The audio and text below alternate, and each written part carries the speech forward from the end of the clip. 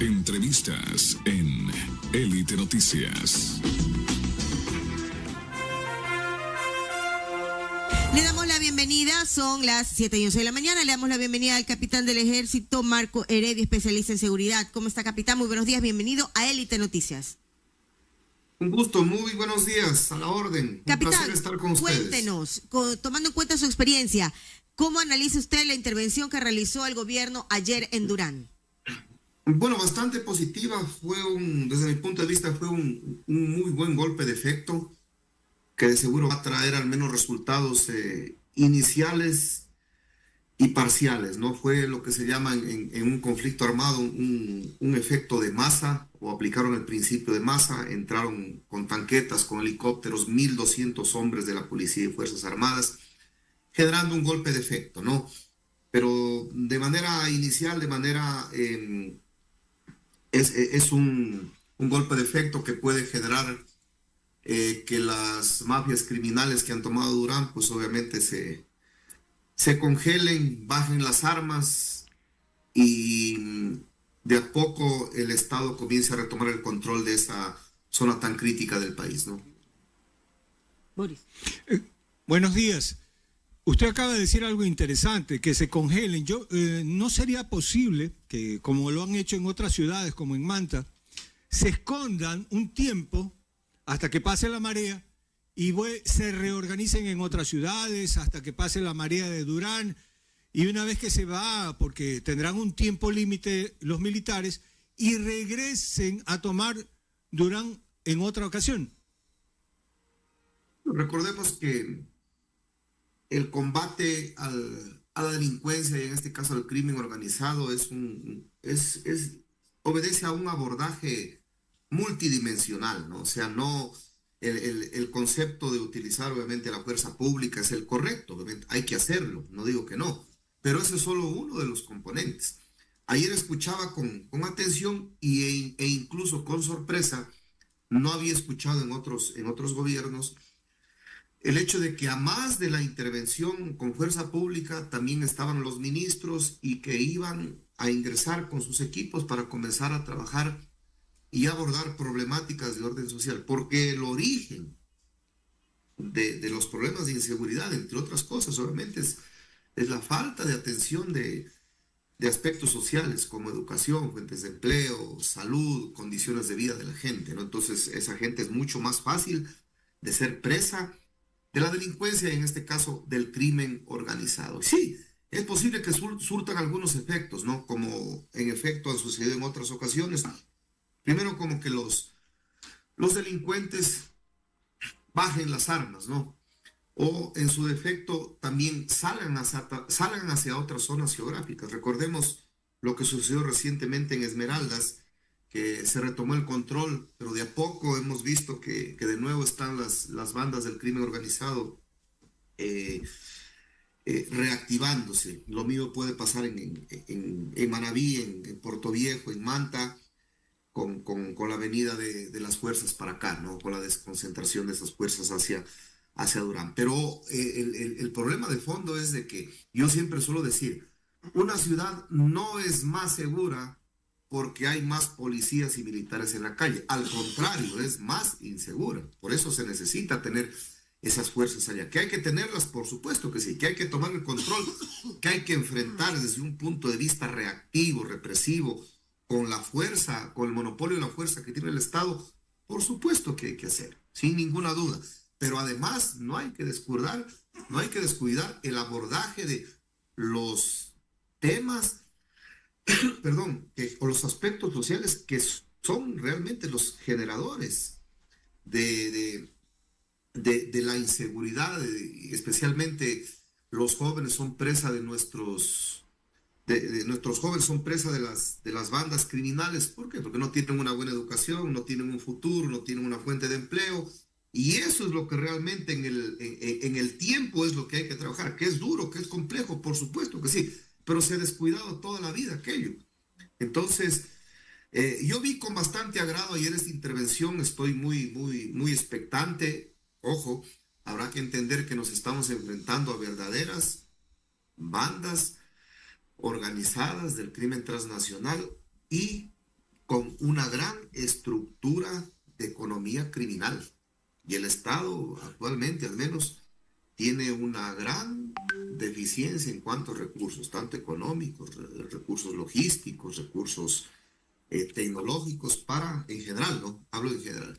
Y la seguridad no es la excepción. En todo caso, hay que ser conscientes de que nos estamos enfrentando en este conflicto armado interno a verdaderas economías criminales. Recordemos que el año pasado se capturó, si la memoria no me falla, cerca de 290, 300 toneladas de droga.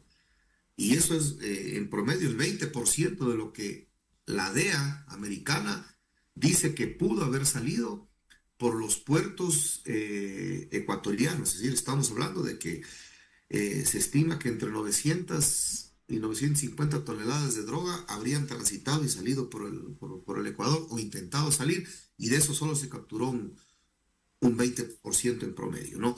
Y un bloque, un kilo de clorhidrato de cocaína en Europa, dependiendo del puerto a donde avance a llegar, ¿no? Amberes, Bélgica, etcétera, Barcelona, puede llegar a costar entre 40 y 70 mil dólares.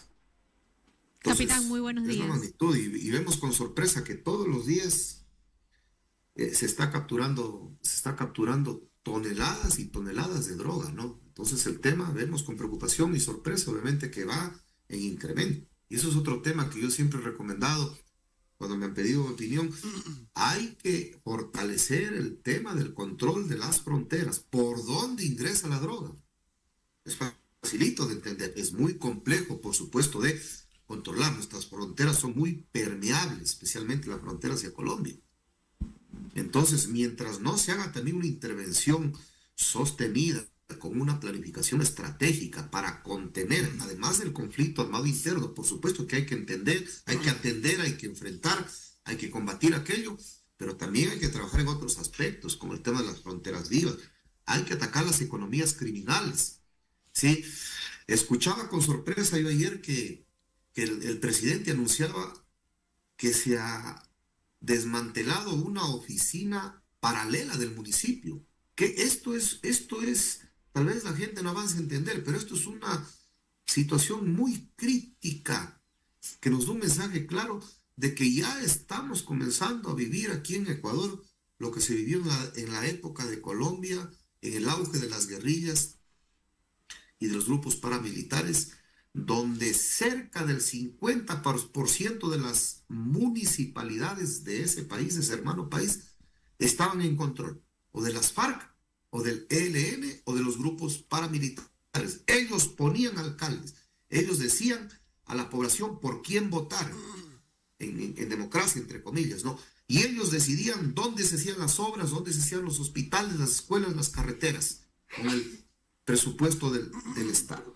Lo estamos empezando ya. Si es que esto es tan crítico como se lo acaba de anunciar, estamos comenzando una época de gobernanza criminal, donde las mafias están logrando instalar gobiernos paralelos o controlando ciertas estructuras de orden político. Y eso es lo más preocupante, ¿no? Porque recordemos que el crimen organizado busca, entre otras cosas, permear el poder político, el poder judicial y obviamente todos los organismos de control, fuerza pública, etcétera, ¿no? Capitán, muy buenos días. El día de ayer el presidente de la República, en su intervención desde Durán, mencionó que no nos sorprendamos si vienen medidas drásticas para este cantón, tomando en cuenta el contexto de inseguridad que se vive en este punto del país. ¿Cómo interpretar este término, medidas drásticas, desde su experiencia? ¿Cuáles serían esas medidas drásticas para continuar este frente al conflicto armado interno? Bueno, recordemos, estamos nuevamente enfrentando un conflicto armado interno con bandas del crimen organizado transnacional, que se les ha denominado de esta manera, grupos terroristas incluso, y las medidas drásticas van por el sentido de que las Fuerzas Armadas tienen la disposición, y conozco de buena fuente, las Fuerzas Armadas y Policía Nacional tienen la disposición de no dudar en disparar inmediatamente de verse incluso amenazados y que tienen todo y total y absoluto apoyo del gobierno de turno. Entre las medidas, entre las acciones operativas que se están tomando ya, el día de ayer, la madrugada del día de ayer 17, se ejecutaron cerca de 80 allanamientos a domicilios donde se consideraba que había bandas delincuentes o miembros de estas bandas. Se capturó ya a un delincuente considerado de mediano valor, y también ya se están comenzando a hacer contención con presencia disuasiva en lugares críticos. Para luego de eso, una vez que ya se consolide el objetivo, militarmente hablando, en Durán, que se tome el control, comenzar ya a hacer intervenciones focalizadas. Eso es básicamente un poco la estrategia que se ha descrito por parte del gobierno, pero las Fuerzas Armadas tienen la disposición y la Policía Nacional de actuar con contundencia y energía, no dudar dos veces si se sienten amenazados, haciendo derecho de su uso legítimo de la fuerza a emplear sus armas de fuego para defenderse y defender a la ciudadanía.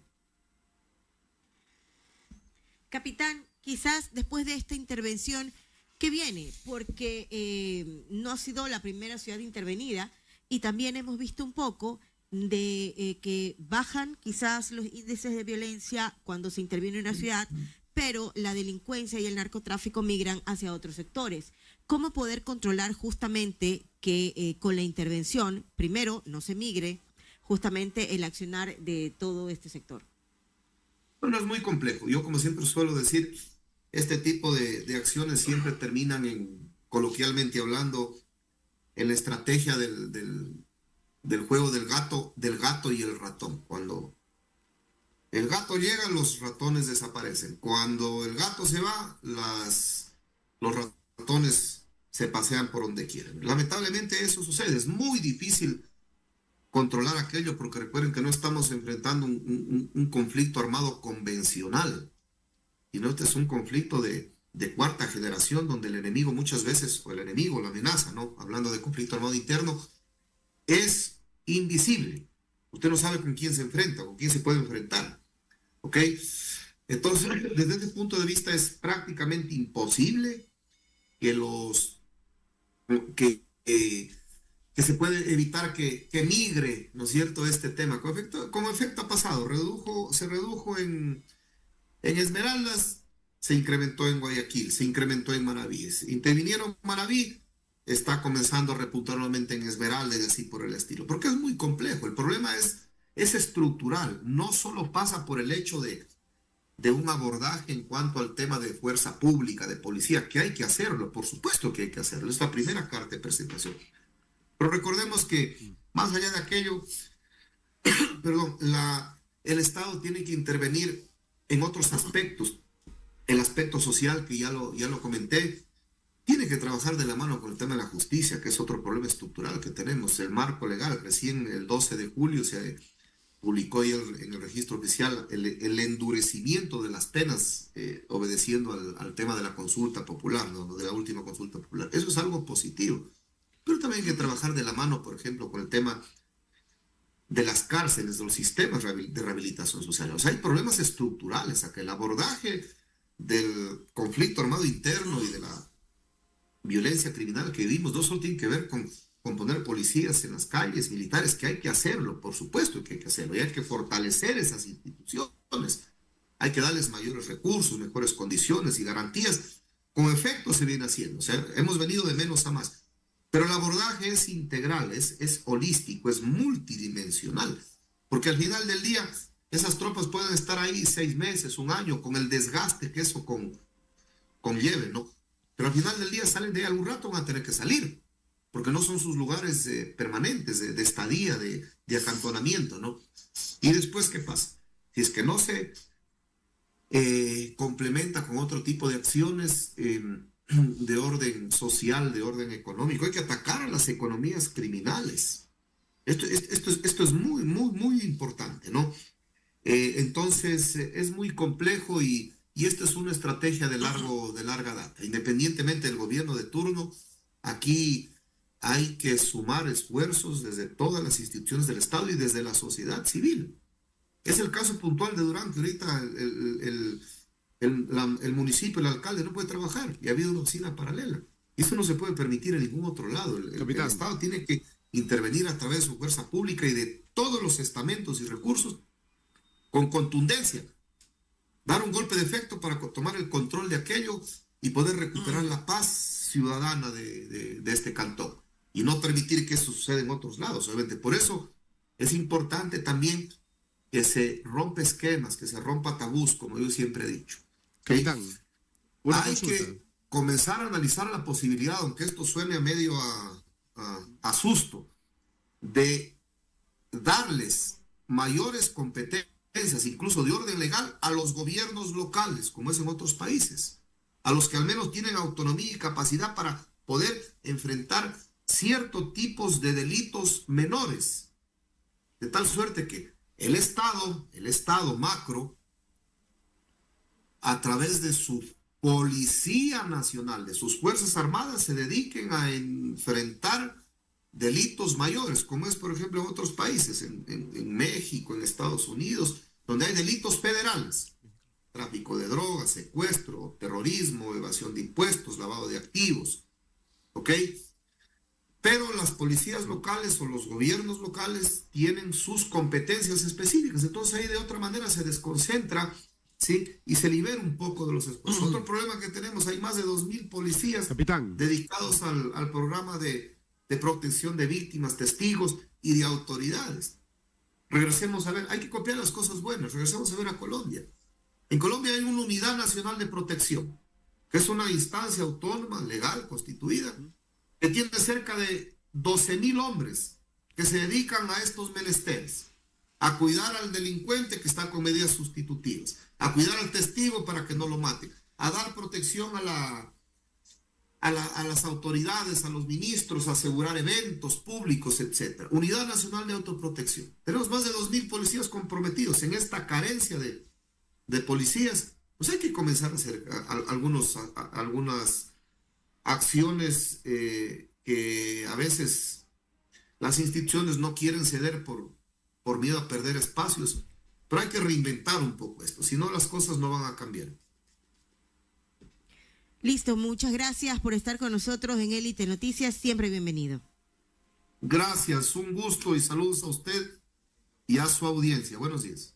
Listo, nosotros nos vamos a una pequeña pausa y ya volvemos, pero antes con importante